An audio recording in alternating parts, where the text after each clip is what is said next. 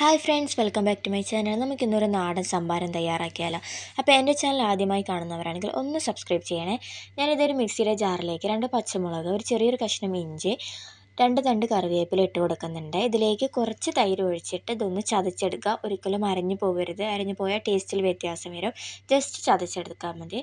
അപ്പോൾ ഇത് ഞാനിവിടെ മാറ്റി വെക്കുന്നുണ്ട്. ഇനി ഇതൊരു ഗ്ലാസ്സിലേക്ക് ഞാനൊരു 1/2 ടീസ്പൂൺ ഉപ്പ് ഇട്ട് കൊടുക്കുന്നുണ്ട്. നമ്മുടെ ടേസ്റ്റിനനുസരിച്ചിട്ടാട്ടോ ഉപ്പൊക്കെ.